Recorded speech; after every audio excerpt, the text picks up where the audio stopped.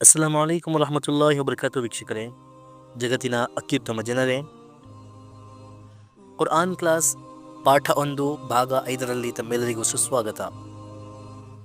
ಅಲ್ಹಮ್ದುಲಿಲ್ಲಾ, ಈ 4 ಕ್ಲಾಸ್ಗಳಲ್ಲಿ ನಾವು ಟೋಟಲ್ ಈ 17 ಅಕ್ಷರಗಳನ್ನು ಕಲಿತಿದ್ದೇವೆ. ಅಲಿಫ್, ಬಾ, ತಾ, ಸಾ, ಜೀಮ್, ಹ, ಖ, ದಾಲ್, ಝಾಲ್, ರಾ, ಝಾ, ಸೀನ್, ಶೀನ್, ಸಾದ್, ಝಾದ್, ತಾ, ಝಾ. ಐ ಹೋಪ್ ನಿಮಗೆಲ್ಲರಿಗೂ ಈ ಅಕ್ಷರಗಳ ಸಂಪೂರ್ಣ ಗುರುತಾಗಿರಬಹುದು. ಈಗ ನಾವು ಮುಂದಿನ ಅಕ್ಷರಗಳನ್ನು ಕಲಿಯೋಣ. ಇಂದು ನಾವು ಈ 4 ಅಕ್ಷರಗಳನ್ನು ಕಲಿಯೋಣ. ಐನ್, ಗೈನ್, ಫಾ, ಕಾಫ್. ನನ್ನೊಂದಿಗೆ ಓದಿರಿ. ರಬ್ಬಿ ಯಸ್ಸಿರ್ ವಲಾ ತುಅಸ್ಸಿರ್ ವತಮ್ಮಿಮ್ ಬಿಲ್ ಖೈರ್ ವಬಿಕ ನಸ್ತഈನು ಯಾ ಫತ್ತಾಹ್ ಯಾ ಫತ್ತಾಹ್ ಯಾ ಫತ್ತಾಹ್. ರಬ್ಬಿ ಜಿದ್ನಿ ಇಲ್ಮಾ. ಇದರಲ್ಲಿ ಐನ್ ಹಾಗೂ ಗೈನ್ ಈ ಅಕ್ಷರಗಳು ಒಂದೇ ಆಕಾರದಲ್ಲಿವೆ. ಫಾ ಇದು ಒಂದು ಆಕಾರದಲ್ಲಿದೆ, ಕಾಫ್ ಇದು ಇನ್ನೊಂದು ಆಕಾರದಲ್ಲಿದೆ. ಐನ್ ಹಾಗೂ ಗೈನ್ ಈ 2 ಅಕ್ಷರಗಳ ಆಕಾರ ಬಹಳ ಸುಲಭವಾಗಿದೆ. ಇಂಗ್ಲಿಷ್ ಅಕ್ಷರ ಸಿ, ಅದರ ಮೇಲೆ ಸ್ವಲ್ಪ ಬಾಗಿರುವ ಇನ್ನೊಂದು ಚಿಕ್ಕ ಸಿ. ಈ ಆಕಾರದಲ್ಲಿ ನಿಮಗೆ ಕಾಣಿಬರುವ ಅಕ್ಷರ ಐನ್ ಆಗಿದೆ, ಹಾಗೂ ಇದು ಆ ಅಕ್ಷರದ ಧ್ವನಿಯನ್ನು ಉತ್ಪಾದಿಸುತ್ತದೆ. ಹಾಗೂ ಅದೇ ರೀತಿ ಇಂಗ್ಲಿಷ್ ಅಕ್ಷರ ಸಿ, ಅದರ ಮೇಲೆ ಸ್ವಲ್ಪ ಬಾಗಿರುವ ಇನ್ನೊಂದು ಚಿಕ್ಕ ಸಿ, ಅದರ ಮೇಲೆ ಒಂದು ನುಕ್ತಾ ಅರ್ಥಾತ್ ಚುಕ್ಕಿ ಇದ್ದರೆ ಅದು ಗೈನ್ ಅಕ್ಷರವಾಗುತ್ತದೆ, ಹಾಗೂ ಇದು ಗ ಅಕ್ಷರದ ಧ್ವನಿಯನ್ನು ಉತ್ಪಾದಿಸುತ್ತದೆ. ಫಾ ಈ ಅಕ್ಷರದ ಆಕಾರ ಹೇಗಿದೆ ಎಂದರೆ ಬಾ, ತಾ, ಸಾ ಈ ಅಕ್ಷರಗಳಲ್ಲಿ ಉಪಯೋಗಿಸಿರುವಂತೆ ಒಂದು ದೋಣಿಯ ಆಕಾರ. ಅದರ ಬಲತುದಿಯಲ್ಲಿ ಕಾ ಗುಣಿತದಲ್ಲಿ ಬರೆಯುವ ಗುಣಿಸು ಅರ್ಥಾತ್ ಕಾ ಗುಣಿಸು ಕೀ ಬರೆಯುವಾಗ ನಾವು ಅದರ ಮೇಲೆ ಹಾಕುವ ಗುಣಿಸು ಈ ದೋಣಿಯ ಬಲತುದಿಯಲ್ಲಿ ಹಾಕಿದರೆ, ಹಾಗೂ ಅದರ ಮೇಲೆ ಒಂದು ನುಕ್ತಾ ಅರ್ಥಾತ್ ಚುಕ್ಕಿ ಇಟ್ಟರೆ ಅದು ಫಾ ಅಕ್ಷರವಾಗುತ್ತದೆ, ಹಾಗೂ ಇದು ಫಾ ಅಕ್ಷರದ ಧ್ವನಿಯನ್ನು ಉತ್ಪಾದಿಸುತ್ತದೆ.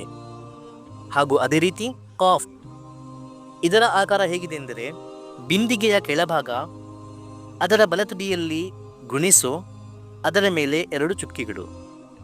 ಈ ಆಕಾರದಲ್ಲಿ ನಿಮಗೆ ಕಾಣಿಬರುವ ಅಕ್ಷರ ಕಾಫ್ ಆಗಿದೆ, ಹಾಗೂ ಇದು ಕಾ ಅಕ್ಷರದ ಧ್ವನಿಯನ್ನು ಉತ್ಪಾದಿಸುತ್ತದೆ.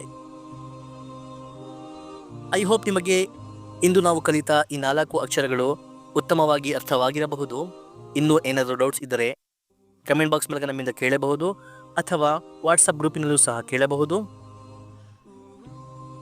ಇಂದಿನ ಹೋಮ್ವರ್ಕ್ ಏನೆಂದರೆ ಈ 17 ಅಕ್ಷರಗಳನ್ನು ಅಲಿಫ್, ಬಾ, ತಾ, ಸಾ, ಜೀಮ್, ಹ, ಖ, ದಾಲ್, ಝಾಲ್, ರಾ, ಝಾ, ಸೀನ್, ಶೀನ್, ಸಾದ್, ಝಾದ್, ತಾ, ಝಾ ಈ 17 ಅಕ್ಷರಗಳನ್ನು 3 ಬಾರಿ ಬರೆಯಿರಿ ಅದರ ಕನ್ನಡ ಲಿಪಿಯೊಂದಿಗೆ.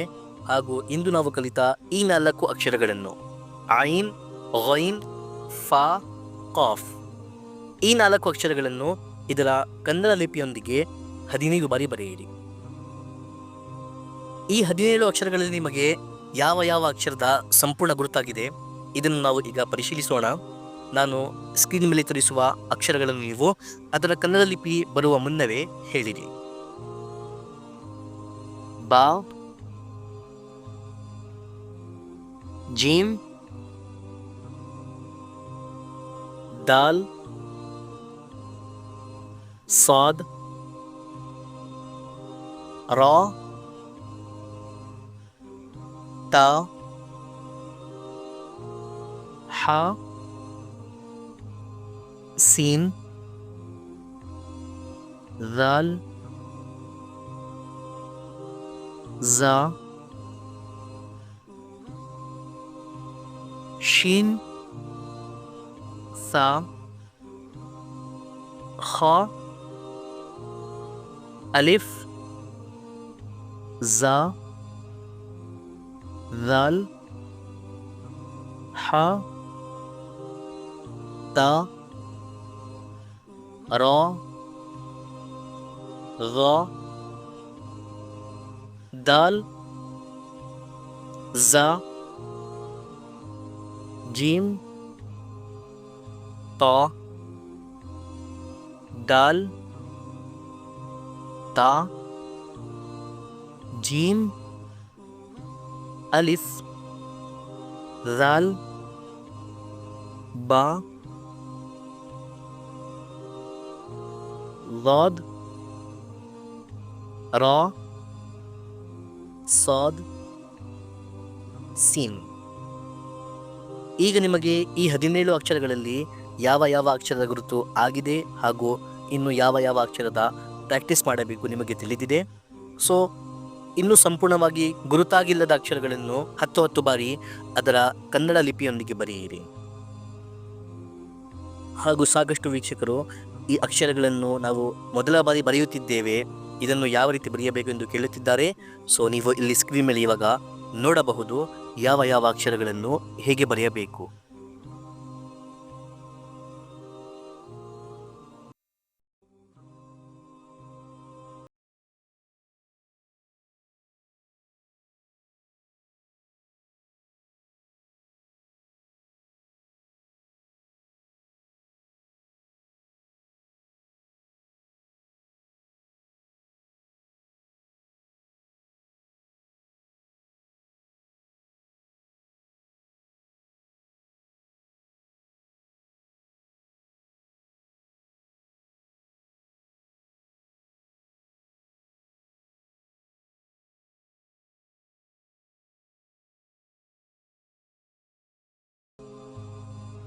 ಐ ಹೋಪ್ ಇಂದಿನ ಕ್ಲಾಸ್ ನಿಮಗೆ ಅರ್ಥವಾಗಿರಬಹುದು.